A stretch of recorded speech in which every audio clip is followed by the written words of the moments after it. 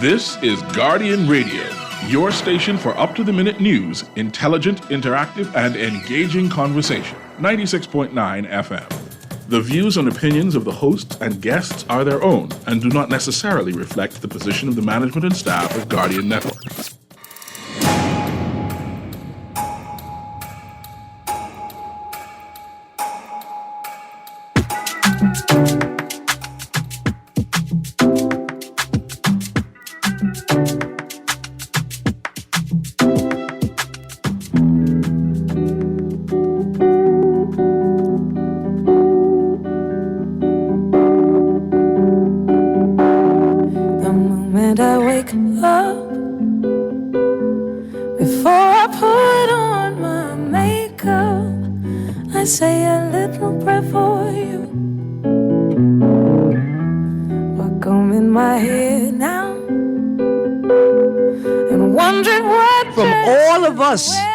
Out here to you wherever you are, and you please tell Kalika, please tell my friend Kalika she just have to ease up while we send you this love, because every day when I wake up, before I put on my makeup, I say in a little prayer for you, my boy, Sawyer boy, and I hope the ancestors guide and protect you and keep you with us for as long as possible. And I say this prayer for every family, every individual dealing with COVID, with illness that's unexpected or illness that we have prepared for. Just remember that all of us here are saying a prayer for you. Kick it back up, Arlington, for me.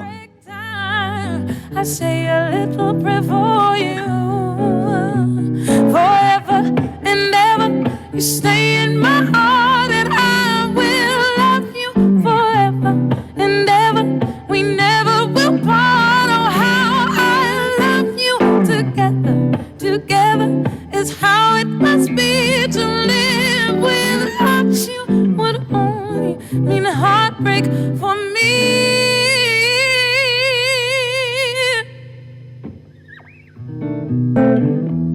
My darling, believe me,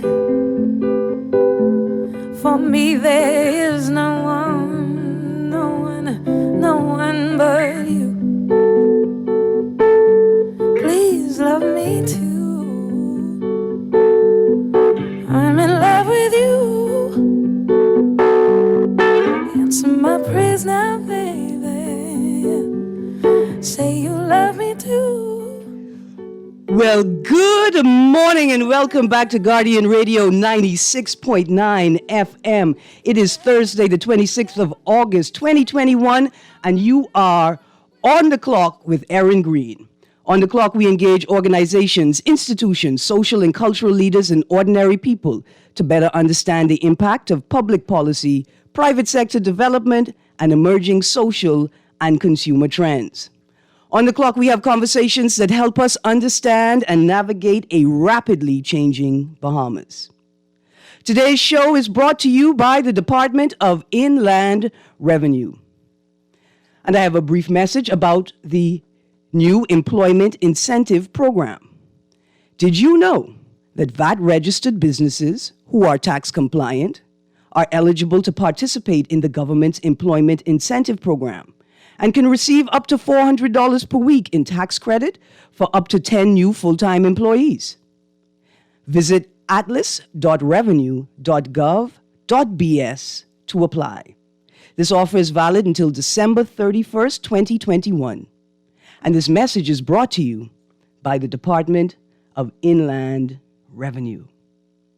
Good morning, good morning. I want to remind everybody that the state funeral for the Most Honorable Arthur Dion Hanna, former Governor General, Deputy Prime Minister, Cabinet Minister, and Parliamentarian, is today, Thursday, the 26th of August, 2021, at 11 a.m. at Christ Church Cathedral, George Street. We just pause for a second there as we remember a most honorable man. In fact, when you see Rasta them on the road addressing each other as honorable, that's what they mean. They don't mean necessarily the Queen's honor, the empire's honor. They mean honor amongst men and women, honor amongst Africans. So my cousin there was a Pan-African. He was a freedom fighter and he's a revolutionary. And I aspire to be like him. I aspire to be like him. My guest today is Mr. Lester Cox. Good morning, Lester. Erin, it's always a pleasure to be in your company. And it's good to be back in the studio together. It's very good to be, and it's good to be. I see you in the pilot's chair. Yeah, look at that. I like it. I ain't bring no coffee though. I drinking that good water. Remember when I used to be in that chair that you're sitting in, and you guys would never know what I was coming up with. Absolutely. Yeah. And your job was just to flow with me. Right. In fact, that is some of the best improv training that I've gotten in my whole improv career, right? Right. And people don't necessarily understand it and the power of improv, but it was a fabulous experience. Man, it seemed you. And you know, improv, I've been studying improv because of you. So I'm reading this book right now on improv.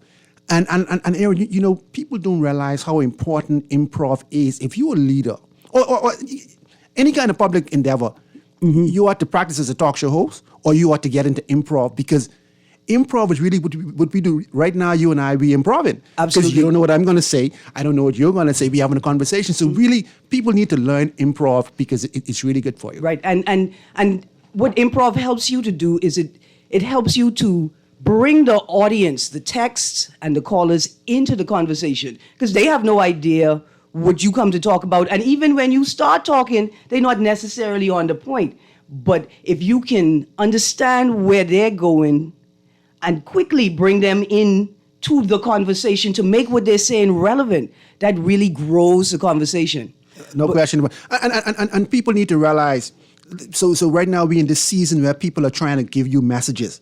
And the mistake that a lot of people who are trying to give people messages to convince them, the mistake that they make is they are leading with their story. Well, we don't really care about your story. What we care about is the issues we're dealing with. So you need to understand the issues we're dealing with and then see how you could bring your story into that issue for us to say, oh, yeah, we want you to solve this problem. In fact, look here, Lester, one of the questions I had for you this morning is how are we going to create a leadership academy? And then what are the skills that we're going to focus on in it? And for me, the first thing I was going to put on the table is what I imagine most people would have thought was just weird and wild and radical, but improv training. Or, look here, improv, or, look here, I always thought that when I started doing radio, I was new to radio, Carlton Smith and Dwight brought me into radio. I knew nothing about it. I was a great speaker, but radio changed me in the sense that to be a good talk show host, you need a couple of skills. You need to have a vision of the world, your own ideas, but more importantly, you need to be able to listen. And a lot of people just don't have that skill. Absolutely. And so on the improv stage, right, for the cast, it's important to listen, not only to your cast members, how they're responding to what you're doing in the moment, but also to your audience, how they're responding. Because a very acute listener, and astute and acute, will hear an audience member groan. And for me, that's the indicator that I need to address this, right? Or they think that we're going in the same old direction we normally go. And so if you're one of those guys like Dion Johnson or Val Roll, who has a million ideas in their head one time, that cue from the audience lets you know that they know what to expect. So you got to bring something they don't expect. At the same time, I think that improv is fundamental for people who want to be in politics and in governance, because what I learned on the stage under the tutelage of Anku Saran, Leah Eneas, and Sakani Nash and Kaya Nash is that they were teaching us as a cast to imagine collectively, imagine something as a group, and then to go out onto stage and cause a whole audience of people who may or may not even know each other to also imagine the same thing. And if you're leading a country and you have to build a vision that encapsulates not just everybody who is there, but the potential, every possibility, you have to encapsulate the potential and capacity of your people, then you have to be able to capture the imagination of people. And it's not necessarily drawing them to your own idea, right? Because that's where the passion is. Right. It is understanding that somebody's idea is better than yours and committing to growing it and growing the vision so everybody could buy in. And if improv training ain't the fundamental on the list, right? Then they failing. I tell you, I agree with you. Look here, I got introduced to improv because of you. When I watch you guys do that, I say, man, I can't do this. But as I learn, you have to open your mind to, number one, to realize that all conversations are improv, and it's not about you. See, the reason why guys, minister, are afraid to come on shows, they think it's about them. No, it's about your vision, it's about your passion, it's about your belief. So any leader who is afraid to come on talk shows, they really shouldn't be leading in the 21st century. Absolutely, and I think we've seen evidence of that, let's just say over the last 3 months, right, of politicians, state actors, and people and stakeholders in government who've come to the stage, come to the mic, and are just totally and wholly unprepared to engage. And I can tell them right now, I got 3 terms that should be in every politician's arsenal, right? What's that? Let me hear that. It is, I was unaware of the problem. Now that I realize the severity of the problem, I'm on it. And the most important phrase is, I am sorry. I apologize. I missed it. Wow. You see, that requires a level of humility that I've not seen in Bahamian politics. Right. Or management. Right. And it is also the next thing that comes with improv is we think that improv is just, well, you go up and you ad hoc, you ad lib. No, it's not. You just pull something out of nowhere. Right. But the truth is, you're not pulling it out of nowhere. You're pulling it out of a space that you're in. These are things that you think about all the time, things that you practice. Right. They become a part of your life. So I have to apologize to like 1,000 people who always ask why Erin's so extra. But Erin is practicing. In fact, I did a skit with a cast member in Super Value, and he didn't. I catch him by surprise. Right. What was the skit? He was on the line cashing out, and I came in the store to buck him and ask him if he take all the money and he ain't buy no Pampers, how he expect to come back to my house with no Pampers? And he was shocked, but it was the perfect shock because that's the shock I wanted. He didn't expect it. But as soon as he saw me and it clicked, okay, she playing with me because she Right. know I ain't got no baby for her. Correct. And so, but the cashier for a second really asked him, like she paused, about to ask him if he gonna put anything back to go buy the Pampers. Wow. Like that's how convinced she was that it was real. But it really worked because I could rely on him sort of being slightly uncomfortable because he's young. Right. Right? Like, and so I knew what I could expect from him. Right. So I knew what I could put on the table and what would be successful, and it worked. 15 seconds, 30 seconds. But that's powerful. And you see, Erin, this is what leaders have to know. All he had to do to be open to that new conversation was just to say yes. Don't block this move. Just open your mind and let's see where this goes. And all he had to say is yes, but you only give me $3 Right. to buy 4 cases of Pampamist. But the word yes now starts to improv. Right. And that's what politicians, and Don't that's the understand, yeah. space that we're in with our politicians. They're so prepared to say no. They're so prepared to cut you off and say no that they never get to explore or to witness the opportunities that are available when you say yes. Because you say, yes, we could do that. Tell me what you bring into the table and what you need to start. That's right. So what I'm learning from improv right now is listen to listen, not just listen to talk. So if the guy in the force said just listen to you, and then as he listened, he said yes. Whether he said yes in his mind or just yes that let me flow with you, magic happens. Mm-hmm. Mm-hmm. And that's it. That's saying yes. I know Sakani Sania, and Leah, and Jason Evans. They rolling over because that's it. It's the saying yes, and it's the vulnerability. It's the intimacy that you build with your cast, and it's the vulnerability. And that's another element of leadership. I think that our politicians, the senior set have missed, and the younger set haven't had the opportunity to learn yet. Yeah, and that's because most people, the reason why they're afraid to speak up in public spaces and to give speeches is they are overly focused on themselves. And that's the one thing you don't need to be as a leader. You've got to focus on the pain of your audience. You've got to focus on the problems that we want to solve. Yeah, and that's the trick. So your initial question was about leadership. Yeah. And I think leaders ought to focus right now on like 5 skill sets. Number one is how you see the world. Mm-hmm. The problem with most of our leaders is they see the Bahamas in the context of the Providence, and we are a country spread over 100,000 square miles of ocean.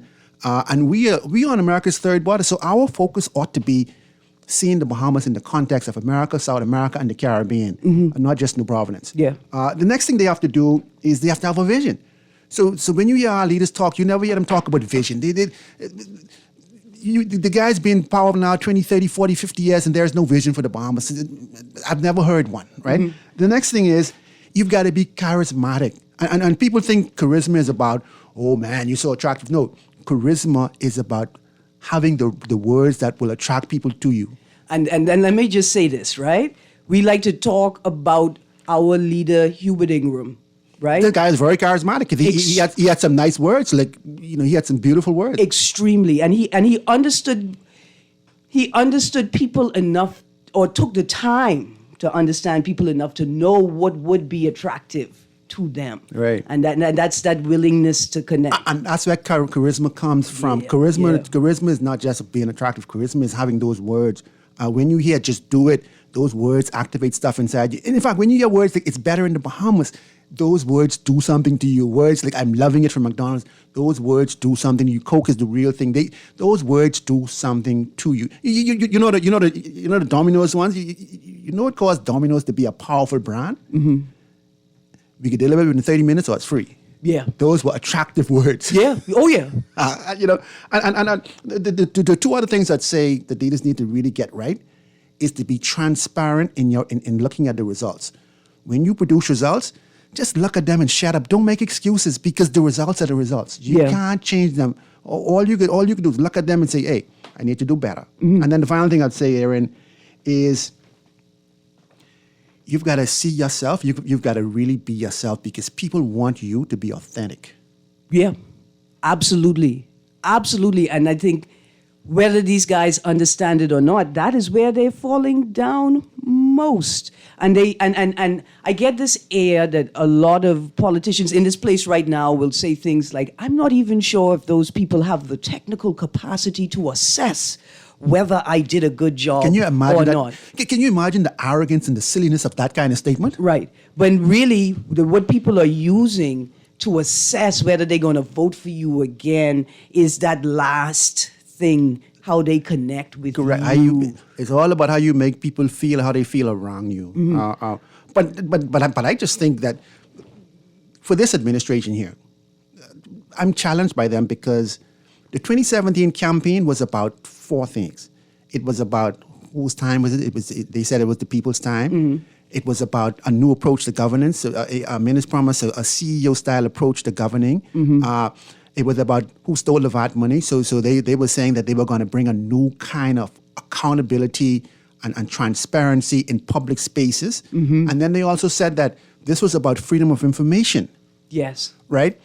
Those 4 things, they really drove the campaign.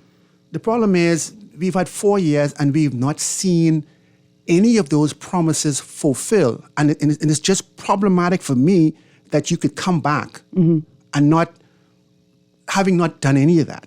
Right. To come back and ask for whatever. And I would say outside of 1 or 2 silo spaces, right? Like I think there are a couple of silos within the civil service and the government where we have seen those principles playing out.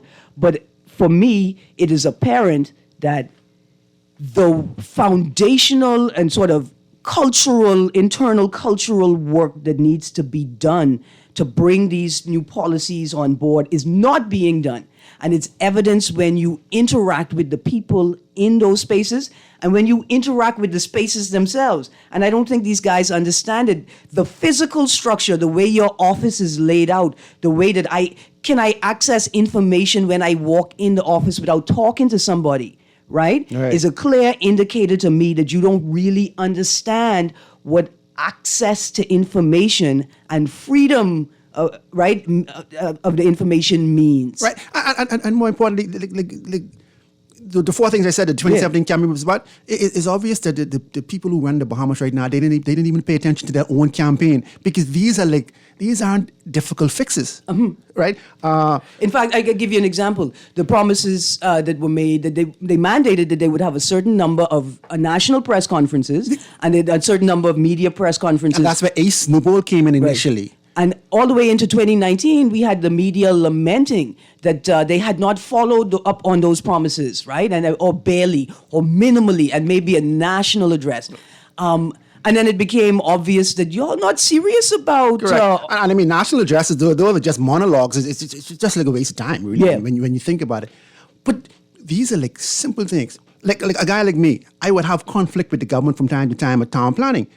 There is no way for me to address my problems with the town planning board apart from going to court for review. But a sensible government would say, you know what, we should have an ombudsman. Where a citizen could go and say, look here, man, these guys, first of all, like most civil servants, they really don't know the law. I mean, when you take them before the courts would look at the law and say, look, what's wrong with y'all? You know, but these are simple issues that thinking leaders could just fix right away. Right, put in place. I see we got a caller on the line. And don't worry, Texas, I'm going to get to your text in a second. Caller, you're on the clock. Yes, sir. Good morning to all. Good morning. You know, I like to see the day when our media, right, put the hard questions to these politicians. You know, like right now, I feel like we should be asking them about their plans. You know, about their plans for us. They would send us to a site, and when you go on this side, they talk about the red economy, the green economy, the economy of every color. You see, now no taxation component to that. You see, then you know, just this morning, the thing with the PLP, the leader, he talks about this memorandum of understanding he has with the labor in the country. Come on now. The labor unions in the country are not predominantly middle class. They represent the middle class. They don't represent the poor people, all the shop workers and, you know, the construction. There's not even a construction union in the Bahamas. You see, many of us are ununionized. They don't represent us. What about the understanding that we need a livable wage? Go and legislate that. No excuses. You see, they find every time it's some time to do something for the poor people, there's always some excuses. To me, it's only about the red middle class and rich time, and the yellow one. That's all it is. It's never the poor people's time. That's what it is. See, when the FNM said it was the people's time, it surely was the people's time. It was predominantly the red, middle class, and upper class time. Thank you. Let me let Lester respond to you. 52 had a long run just now, but 52, let me just help you with something. The media, we do ask politicians the hard questions. We invite them to these shows, but they are afraid to show up. And a lot of times, they just don't. If you'd like to make a call, please hang up and try again. Simple as that. If you need help, hang up. That's and that's what we experienced leading up to the 2017 campaign. And to be honest with you, I mean, I'm not surprised, but I'm surprised, especially with new candidates, that they haven't taken the time to engage the media and go into the lion's den. Like, even if you think of it as that, go into it straight on. I'm telling you, look, man, leaders who are afraid to come on shows, they should not be leading, because if you don't have the requisite life skills in communication, the job of a leader for country, the job of a minister, the job of a parliamentarian is not for you. Go in the back room and be support staff. If you want the spearhead lead, if you want to be CEO and you don't like to talk, the CEO, go be the accountant. Yeah, and I think it's a dangerous part of the political culture where people assume once they've hit leadership, there's nothing else to answer to. And we've seen that play out in practice. That's when you become most answerable, because we look to our leaders for answers. Absolutely, absolutely. I see we got a couple more callers on the line. Caller, you are on the clock. Hello. Good morning. Good morning, Miss Greene. How you doing now? I'm good, thank you. And you know, to tell you something, first of all, continue to say this all day. Very popular Bahamian that we all love and know. Sawyer Boy is going through some challenges. I'd like everybody just keep sending them prayers out for Sawyer Boy. Mm-hmm. And the next thing, you know, what is so amazing to me, too, and good morning to your guests, too, is that they've actually had politicians running for office, Miss Greene, going on talk shows, and the talk show hosts informing us that the politician is coming on the show only to talk with the talk show host and don't want the public to call in and ask them no question. How you can come on a talk show talking to me, telling me all the good things for what you were doing, what you plan to do for me, but you ain't allowing me to ask you in public in the front of the whole country my question, what I want to ask you in public. But you want to talk to me over the radio waves and media and say whatever you want to say, and we just sit back and listen to you, and you ain't man or woman enough for me to question you in public. We ask for town hall meetings. They come to town hall meeting with their script and everything already, what they gonna say, what they ain't gonna say, and this and that. And then we get the doggone stand up with the mic and thing. They give you 30 seconds till you guys go sit down. Yeah. And you know, sometimes some of the things you got on your chest, you find it hard to say something in 30 seconds. And not just that, some of the concepts that need to be expressed take longer than 15 seconds to express them. But here's where I get upset, Sparky, and I got to go. I got another caller on the line. I get upset. I wonder how y'all could keep voting for people that come to town hall meetings and don't answer questions, right? Or with scripts, and who have press conferences and don't speak to the media. How do we continue to vote people who have bastardized not just governance, but the Westminster system in such a way? Erin, that's such a powerful question. And you know, it's because the FNM and the PLP, they have programmed Bahamians to vote a certain way. So if you listen to FNM's talk, you really listen to them talk, they really only have one argument. PLP is a crooked, they corrupt. Mm-hmm. When the FNM's in power, you don't see no freedom of information, you don't see no transparency, you don't see no open. So at the end of the day, it's just a conversation to program you to vote on which FNM or PLP you like. And callers are coming right now, texts are coming right now, but we've seen that in the media in the last few days. Let's look at this question of Brave challenging the Prime Minister to a debate. I'm shocked by that. Now, I can be honest, I am shocked by it too. Because when you're in power, you don't really accede to the challenge of power. But you see, he didn't really accede because he didn't invite anybody else.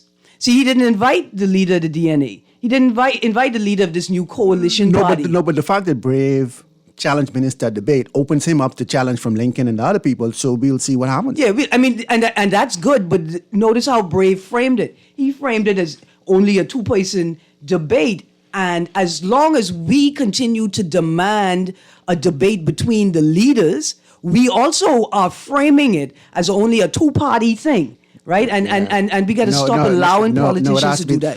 Look here, when you try to run a country, or you want to continue to run a country, and you can't talk, you're not excited but sharing your ideas, you don't have no vision, no, bye-bye. And that's it right there, the excitement. Caller, you on the clock.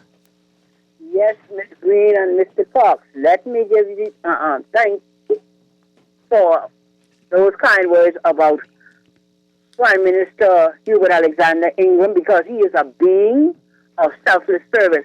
And one Bahamas development plan was supposed to have been enforced, and that was sabotaged, okay? And that is why you see Bahamians have a bit more challenge, because the basic necessities of household and everything was supposed to have been properly handed over, and it was sabotaged. Thank you very much. God bless you all. I defend him 100% in Jesus' mighty name. Thank you very much. I tell you one decision that Hubert Ingram made that I will defend. You know, when you're the Prime Minister, you can't be seen to be diverting resources to your constituency or prioritizing your constituency. But thank God, Ingram did whatever he did to get the money to build that government complex. And have a good. Right, because that's one of the only major structures that stood, right? I said, if it was against the rules, I don't care. Thank you for doing. Yeah, that's fine. But I mean, Bernie said something about Ingram. The father thing is saying Ingram made like one of the worst decisions in our history when he sold BTC. It just annoyed the hell out of me because it was just, number one, so short-sighted. It's probably the worst decision in our country's history, I think. But apart from that, he was who he was. I mean, he was who he was, but he was. What I appreciated about him is that he was resolute in what he said and what he did. He stood behind it, at least from what I could see. And you'll notice something. Besides Lyndon, Ingram is the only two-term prime minister, and you know why that is? Ingram understands this concept of the first 100 days. Mm-hmm. The most important thing any government will do is the very first act it brings to Parliament after an election. And the reason why all these governments have been failing since Ingram is because their first act, they're trying to deal with the economy, the budget. No, the first act is whatever the campaign was about. You deal with one that. of those items off that list and get it done. You know why Barack Obama was killing it? You know what Barack Obama's first act was?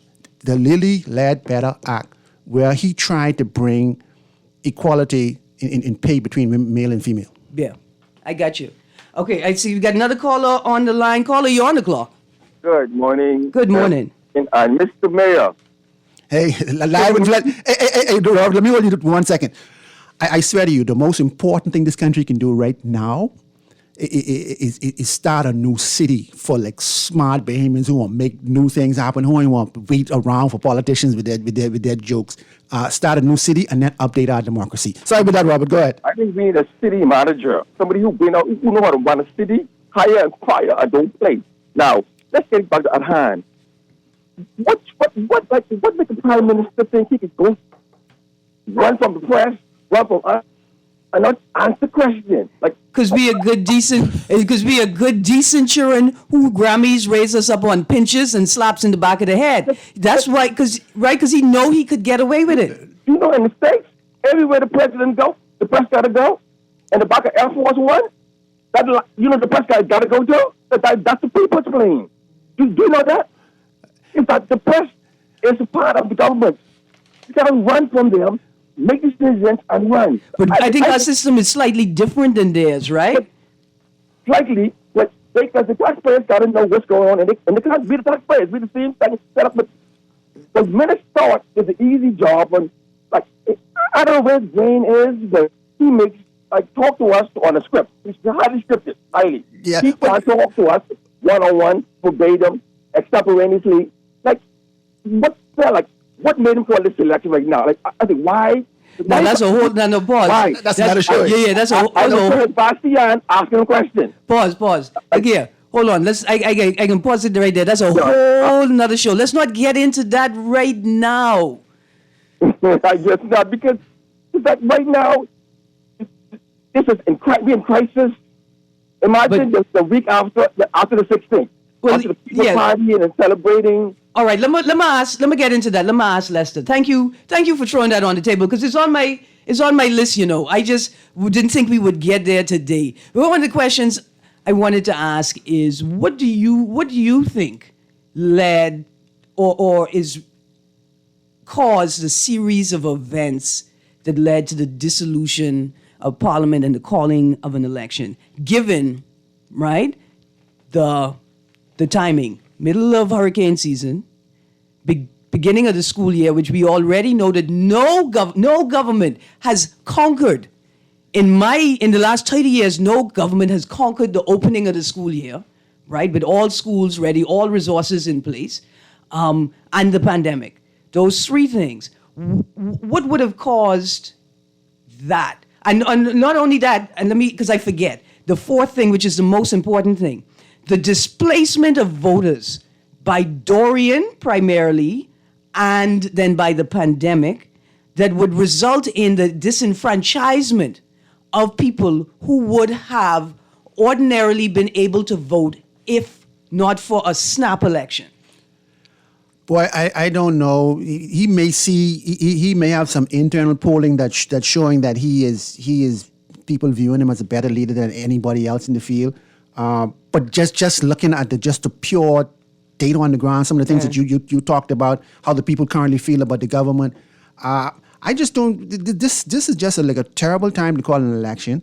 I think Harley Moultrie, what he did with the open parliament, caused the government to panic. And obviously the people who advise in the government legally really don't understand our constitution, or they understand how parliaments work. Because really, if you read our constitution, you really cannot remove the speaker unless the speaker agrees. Mm-hmm. And so you could have a vote of no confidence in the speaker, and he could lose that vote. But if he doesn't agree to move, there's nothing much you can do about it because his role is addressed in our constitution. Mm-hmm. So I think the government may have overreacted with respect to what he was doing. That may have been it's difficult. And I'll tell you something else. The government hasn't really addressed anything on the 2017 promises. Yeah, it's been really poor. The closest they've come is through trying to financial management. But when you then if you say all right, we can run this election based on COVID-19 performance. Well, the Bahamas is one of the worst performing countries in COVID. We out of 180 countries, we're reporting that this is the data that the Bahamas is sending to WHO and other places. Mm-hmm. The Bahamas is 179 out of 180.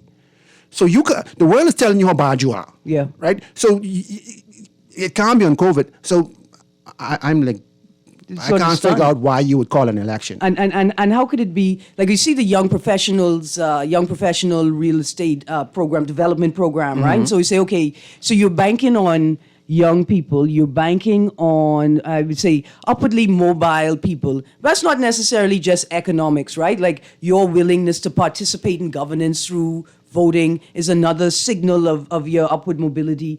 But you have disenfranchised so many young people by not ensuring that they had enough time, not considering them. Well, I would think this register, mm-hmm. the last register, the F&M got 56.9% of the votes, which is the second highest in our history. I think only one who got higher than that was Ingram. I think Ingram got like 57% in 1997. So this register is good for them. Yeah. The problem, though, is that the PLPs who would have voted for Minnis in 2017, they have no incentive to vote for him in 2021. Yeah. It's just, there's just no incentive. So I just did the calculation, and if you're talking about young people, for the most part, young people, they vote based on the swing. So and that's something that I'm going to be watching very closely in this election, because this is not going to be a rally election where people could see where the momentum is, mm-hmm. and then they go with the person who they think is going to win, because this is going to be largely a COVID-19 protocol election. It should be. And so I'd like to see what happens to the swing voters, because the swing voters in the Bahamas, that's the biggest voting bloc. Yeah. And so it's going to be curious to see how they react to the message of it's about your future, or how they react to the message it's about a new day. And so it's going to be interesting. Absolutely. We're going to go to a break. When we come back from the break, I'm going to get into these texts, and I'm going to ask them what are they thinking about our future? Because whether you're saying something or not, you leave us a lot to think about in terms of voting for you. Stay tuned to Guardian Radio 96.9 FM, your station for fresh news, smart talk all day. We'll be right back.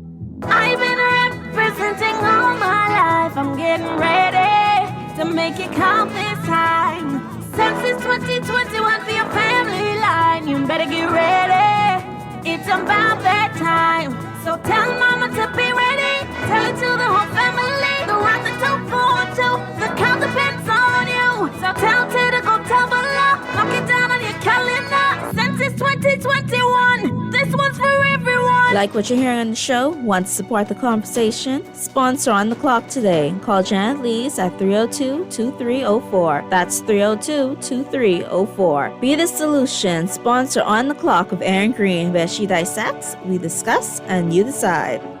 The new Guardian Radio app is here. Listen live to all our Guardian Radio shows and live video stream select programs in our studio. Get information about Guardian Radio shows and our hosts. Send messages, including text, email, and even call. All from our amazing new Guardian Radio app. Download it free today in your App Store for your Apple device or Play Store for your Android device. The all-new and improved Guardian Radio app.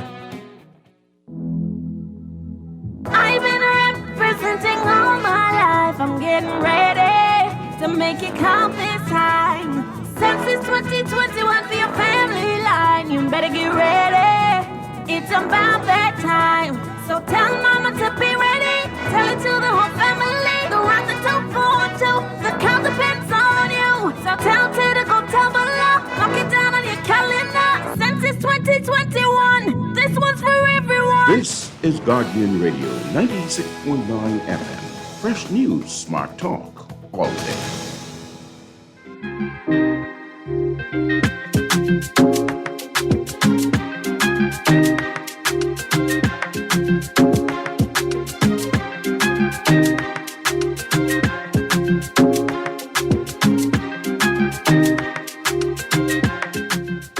Good morning and welcome back to On the Clock with Erin Greene on Guardian Radio 96.9 FM. I am so sorry I did not give you your call-in and text-in numbers. To text the show, you can text 422-GR96, that's 422-4796, and that's powered by BTC. Standard text rates apply.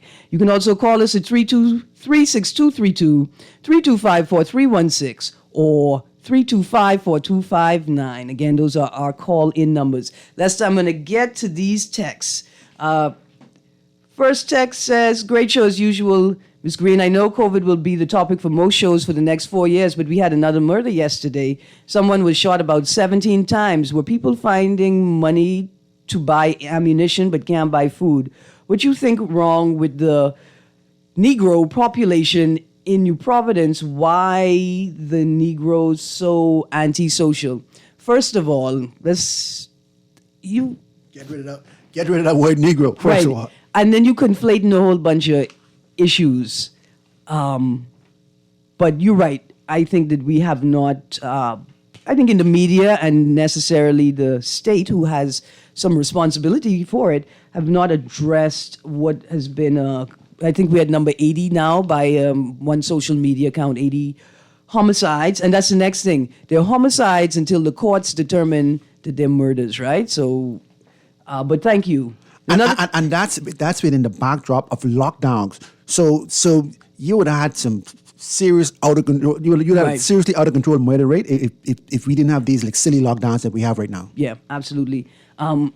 The other text here says, wine isn't water, Erin. I think they're talking about what I think I could pull out of politicians, right? But I want you to know that wine is composed of a lot of water. I mean, it's not... Wine is mostly water. Is water in there? So is our bodies. We are like mostly water. Yes. Another text, how funny. I would have loved to have been in the food store to witness that. Oh, me too. I'd apologize to the young man and to his mommy. Could you imagine that news get back to his mummy about our baby? That'd have been such a problem. Or some nosy person who just was overhearing. Right, and didn't realize what was going on. Another text here, Lester, that was not 52 talking about wages. Yeah, that the voice is similar, but it's not 52. It's sorry. Yeah, I thought it was 52. But both men have very exact same voice. I'm always thinking that particular guy, because he calls all the shows. I thought that was 52. Right, and I wonder, did they go to school at the same time? Did they grow up in the same community, or they're part of a same church where the young men tend to model, right, the speech of men in their communities? Interesting. Yeah. Like the Anglicans and Catholics, they speak like almost alike. Eh? Yeah. And I got a text that says, ask me if I heard what you said, Lester, about listening. It makes a good talk show host. I must stop cutting people off and allow them to speak. I mean, you had a lot of callers coming in. Want to keep it flowing. That's another thing people have to appreciate. When I did my show, Erin, I used to hate guests who speak slowly. You can't talk slow on a talk show. Yeah. And it's a hour talk show, right? And so I know I picked the hour slot. And so don't be afraid. I can pull a nugget from what you said. I can find something. Correct. Because that's the point. In fact, I want texters and callers to know that I appreciate them because you helped me grow the show, and you may not feel it. You may not feel like I picked up on the issue that was central to you in the moment, but I want you to trust that I found something that I thought was integral to your argument, and I put it out there. And that's a big part of improv as well. I have a text here that says, my co-worker said to remind you about our lemonade competition. If you don't show, I win by default. Well, look here. I got your number, I can text you. So a gentleman called in and said, when I had a culinary chef on, right? They want a mixologist. Mm-hmm. They want a lemonade competition, right? Well, I wonder what that would be about. So you'll be able to put different ingredients like ginger and and local things. Yeah. Like I may bring out my scarlet plum surprise lemonade, right? They have no chance against you. You got grape. The little small native grape. I mean, the sea grape. Yeah, you'll destroy them. Oh yeah, they don't understand. Juju lemonade. Me and the Chickchani, they don't understand. But what I really love about the idea, and I wonder if our young politicians, our young move makers, the people who want to be a part of moving the country forward, understand the importance of little mechanisms like that, right? Agricultural yearly and annual competitions. What a local lemonade competition can do for your politics even. Oh, it's so... Look here. I mean, hold your thought there for one second. Elon Musk and Peter Diamandis, they just created a prize, $100 million for anybody who could remove CO2 from the atmosphere. Mm-hmm. Right? We don't understand how powerful stuff like that is. And like the wealthy people in our country, people like Sabas and the rest of them who are like super wealthy, they don't like understand like what wealthy people really do. Wealthy people don't just like flaunt their wealth. Wealthy people do things important to the society. And our wealthy people, they just don't understand how to be wealthy. Right. And wealthy people use their money to grow a culture of appreciation for the work they want to do or the space they want to grow. No question about it. The cutting edge that they are walking towards. That's right. And that's why a show like yours is so powerful, because people who understand what you're trying to do, understand the importance of inclusion and all these things, if you're on that side of the spectrum, you ought to like support this show, because this show is about inclusion. It's about accepting things that, Absolutely. And if y'all didn't know it, I can ask Lester to write that down so I could repeat it tomorrow so we could find the competition. Because who is perfect? Who is perfect for that competition but Bahamians? That's right. That's right. Because I right here thinking how I can grow a bush mangrove machine, because trees remove carbon dioxide, right? I just need to replicate a tree or a mangrove, right? Right. To do that. Mangroves, yeah. Right, to do that. I mean, as simple as that. Yeah. Napoleon, in his time, he put together a prize, and he wanted to know, he wanted somebody to preserve the food for his army. And that's how it happened. Yeah. Absolutely. And it's interesting that all of the modern luxuries that we enjoy right now were not driven by a desire to create comfort for regular people, but it was driven by the agendas of either politicians or wealthy men and women. And so I got 2 minutes left. I got to read all time going that ready. Oh, yeah, man. Not only do I have to read all of these texts, right, but I can repeat this tomorrow. I wanted to say that it's important for the PLP and the FNM and all of these political parties to understand that they don't own the country. It don't belong to them. And the country can no longer be driven by constructs of power and by mechanisms and devices to hold on to power. Mm-hmm. We got to drive the country with ideas and mechanisms to achieve and sustain successes, right? That's what we need to be doing. Anyway, and that's just a precursor for our part 2 on the Idea Show. So let me read through these texts quickly. Good morning, Ms. Greene and your guests. We only have 2 leaders, the PM and the leader of the loyal opposition. The rest are scrap groups. No, you get 3. My name is Erin Greene, and people get the governments they deserve. That's why I govern myself. Another text says, I think Dr. Minnis called a snap election because he felt the voters will choose him over Brave. Another text said, how many listen to the... Good morning. Apologies not coming from political or business leaders or even citizens. The media is self-serving. Watch it, lest the accountants or leaders and can talk. Yes, I know a couple. Yes, Sparky, that's why talk shows are self-serving. The media is not our spokesman or lawyer. Not a 2-party or 2-person discussion. Thank you, text. Another text. It is a good time to call the election. A lot of risk ahead. Delta variant, school, hurricane season, tourism, economy, finances, and the list goes on. Best to call this one a loss and come back next election. I mean, is it a good time for the people, though? We always seem to be prioritizing the needs of politicians and businessmen and even tourists over the needs of the people. And which politician can find the right balance to drive the Bahamas into the future? Because one thing we have to acknowledge is, as a small island developing state, we can't do it all on our own. Another text, good morning. I believe that duplicity will be what's most detrimental to the PM seeking re-election. Is not the fact that he made promises and didn't fulfill them, but rather did the opposite. Freedom of info promise, freedom of info blocked. Transparency promise, no transparency and no willingness to answer questions from the media. Consultative style promised, but a dictatorship style instead.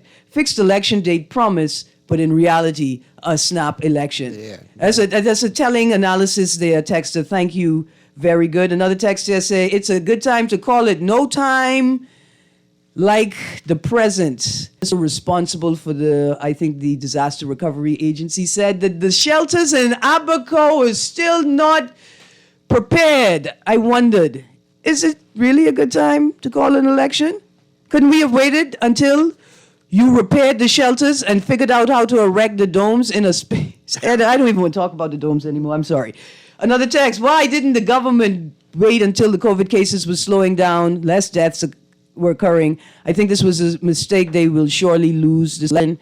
Another text. Good morning. It's clearly evident that our healthcare, school system, government agencies, and the Dorian victims have been mortgaged for an election. It's beyond me to understand how the Minister of National Security, Tourism, and DPM could calmly justify an election whilst the health of the nation is in free fall. Nahaja said it so well. I agree. I heard her say it. Good morning. Please start by bringing back the Bahama Games. Now that is a great cultural move. Last text, PLP and F&M show the people they ain't sharing the natural resources with them. Thank you. But most of all, thank you. And again, I'm going to play this song. Sawyer Boy, my heart, our heart. A member of the Guardian family. But to everybody who turn their TVs on in this country and welcome you into their homes, we say a little prayer for you and for everyone that needs healing right now. Thank you, producer. Thank you, Lester. Thank you, Erin. We got to do a part 2, man. We got to do a part 2. Not the FNM part 2. That's not what I was saying. I mean, it could happen, but not here. Have a great day, Bahamas, and remember to stay tuned to Guardian Radio. How it must be to live without you would only mean heartbreak for me.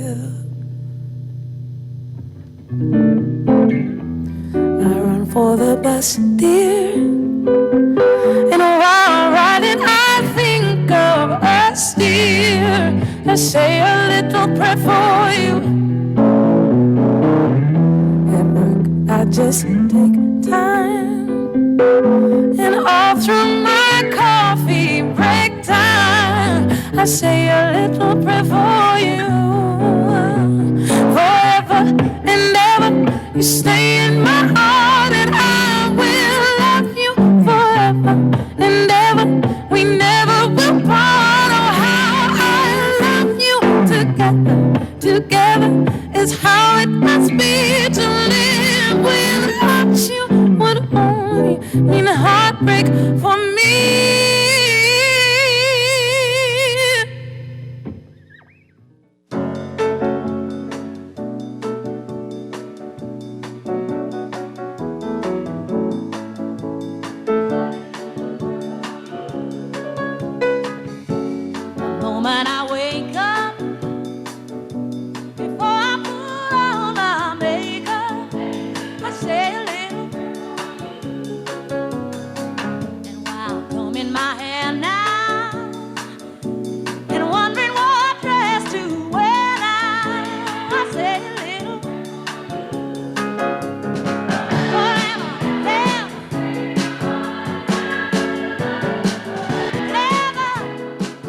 This is Guardian Radio 96.9 Nassau, Bahamas.